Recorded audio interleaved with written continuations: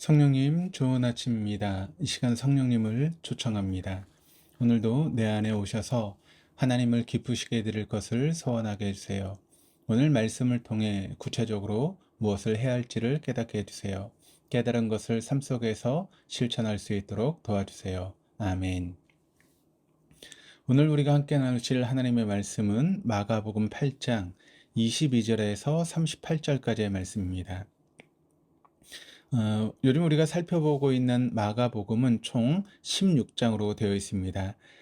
오늘 본문이 속한 8장은 마가복음의 중간에 위치해 있습니다. 그런데 그 내용을 살펴보면 8장 26절까지를 마가복음의 전반부로, 그리고 이어지는 8장 27절부터는 마가복음의 후반부로 구분을 해볼 수 있습니다. 분량상으로도 그런 구분을 할 수 있겠지만 전반부와 후반부 사이에는 눈에 띄는 분명한 내용상의 차이를 발견할 수 있습니다. 그렇기 때문에 마가복음의 전반부와 후반부가 나누어지는 오늘 본문의 말씀 가운데 예수님께서 지금까지 행하신 사역과 그 사역을 바라보던 많은 사람들의 모습들 다시 한번 정리해 본과 동시에 후반부에서 예수님께서 무엇을 강조하시며 이를 위해 예수님을 따르는 자들이 지켜야 할 것이 무엇인지를 살펴볼 수 있는 시간이 되기를 소원합니다. 마가복음의 전반부는 주로 예수님께서 사람들을 찾아다시며 그들의 슬픔의 눈물을 닦아주시고 또 죽음과 질병의 굴레에서 그들을 자유롭게 해주시며 하나님 나라에 대해 선포하시는 사역을 주로 담당하셨습니다. 이러한 사역 가운데 예수님께서는 때로는 종교 지도자들과 논쟁도 벌이시고 그들은 예수님의 사역에 대해 못마땅한 시선으로 바라보았습니다. 그럼에도 불구하고 예수님께서는 그들의 불편한 시선에도 아랑곳하지 않으시고 묵묵히 맡겨진 사명을 감당하셨습니다. 예수님께서 공생애를 시작하신 이후 많은 이적과 기사를 보이시며 놀라운 일들을 행하셨기에 많은 사람들이 예수님을 따르기도 하였고 예수님의 사역의 현장에 함께 하였습니다. 그렇지만 그들은 예수님께서 이 세상에 오신 궁극적인 목적은 온전히 이해하지 못한 채 겉으로 보여지는 예수님의 사역을 보며 나름대로 예수님에 대해서 생각을 가지고 있었습니다. 앞을 못 보던 사람이 예수님께서 그 눈을 뜨게 해주시자 그는 예수님을 눈뜨게 하는 치료의 역사를 나타내는 사람으로 인식하였고 예수님을 따르던 자들 가운데 나중에 예수님께서 왕이 되시는 그 나라에서 자신의 가장 높은 자리를 차지하기를 소망하던 자들이 예수님이라면 자신을 출세시켜 줄 수 있는 분으로 인식하였습니다. 어떤 이들은 예수님께서 전하시는 말씀을 들으며 그 말씀에 매료되어 예수님께서 말씀을 전하시는 곳이라면 어느 곳이라도 따라다니며 그 말씀을 들으며 많은 위로와 기쁨을 맛보며 참 훌륭한 스승으로 여기기도 하였습니다. 7장 31절부터 39절의 말씀이나 본문 22절에서 26절까지의 말씀에서 예수님께서 치료해 주심으로 듣지 못하던 자가 듣게 되고 말을 못하던 자가 혀가 풀리며 말을 제대로 하게 되며 볼 수 없었던 사람이 볼 수 있게 된 사람들에게 예수님은 그들이 경험한 놀라운 이적들을 다른 사람들에게 이야기하지 말라고 당부하십니다. 예수님께서는 그들이 예수님께서 행하신 이적을 이야기하면서 겉으로 보여지는 예수님의 능력만을 전함으로써 결국 사람들이 예수님의 본질적인 의도보다도 보여지는 능력만을 따르려 할 것임을 아셨기 때문에 함부로 다른 사람에게 이야기하지 말도록 말씀하셨던 것입니다. 하지만 예수님의 당부에도 불구하고 놀라운 일들을 행하시는 예수님의 소식을 들은 많은 사람들을 예수님의 능력이 자신에게도 임하길 기대하며 예수님을 쫓기 시작합니다.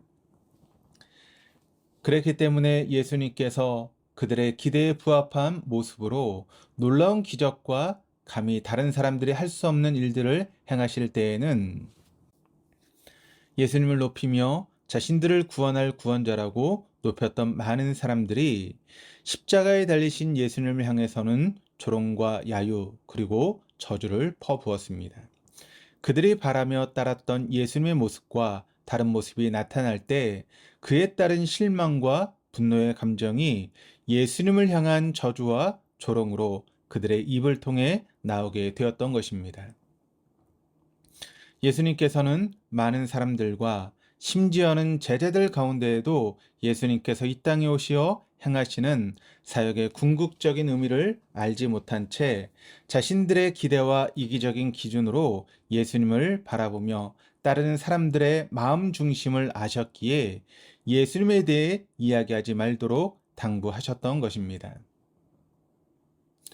그런데 후반부의 시작인 오늘 본문 27절에서 제자들에게 예수님이 누구이신지를 물으신 이후 예수님께서는 전에는 하지 않으셨던 말씀을 하기 시작하신 것입니다.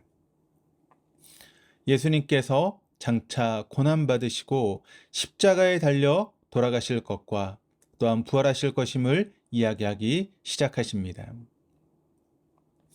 그러자 이런 예수님의 말씀을 들은 베드로는 비록 예수님이 누구이신지에 대해 정확한 대답은 하였지만 막상 예수님께서 고난당하시고 죽으실 것이란 이야기를 듣게 되었을 때 그렇게 하실 수 없다라고 말함으로 인해 예수님께로부터 꾸중을 듣게 됩니다.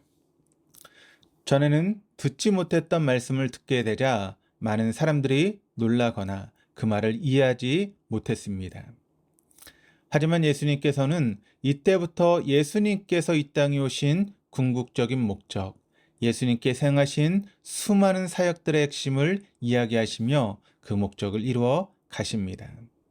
그러면서 동시에 예수님을 따르는 자들이 꼭 기억하고 지켜야 할 것에 대해서도 분명하게 말씀하고 계십니다. 오늘 본문 34절과 35절입니다. 무리와 제자들을 불러 이르시되 누구든지 나를 따라오려거든 자기를 부인하고 자기 십자가를 지고 나를 따를 것이니라. 누구든지 자기의 목숨을 구원하고자 하면 잃을 것이요 누구든지 나와 복음을 위하여 자기 목숨을 잃으면 구원하리라. 예수님께서는 예수님을 따르면 병이 낫고 많은 부를 누릴 수 있으며 놀라운 성공과 높은 지혜에 오를 수 있으니 누구든지 능력자 예수님 앞에 나오라고 말씀하시지 않으시고 예수님을 따라오기 위해서는 자기를 부인하고 자기 십자가를 지고 따라야 함을 말씀하고 계십니다. 중국 속담 가운데 뜨거운 차를 마시려면 먼저 잔을 비워야 한다라고 하는 말씀이 있습니다. 이처럼 우리의 모습과 상 가운데 예수 그리스도가 온전히 채워지기 위해서는 기존에 있던 오래되고 차가운 우리의 모습들을 온전히 비울 때에만 가능한 것입니다. 단순히 자신을 부인하며 비우는 것뿐만 아니라 어떤 고통과 어려움을 당하면 당할수록 더욱 주님 앞에 나아가 주님을 붙드는 삶을 살아야 하는 것입니다. 심지어 목숨에 위협을 당하게 될 때라도 우리 주님을 위해서라면 그리고 주님께서 우리에게 전하도록 명하신 그 복음을 위해서라면 나의 목숨까지도 아낌없이 내어드릴 일사각오의 정신으로 살아가는 것이 바로 참된 그리스도인의 삶이다라고 하는 것을 오늘 주님께서 우리에게 말씀하고 계십니다.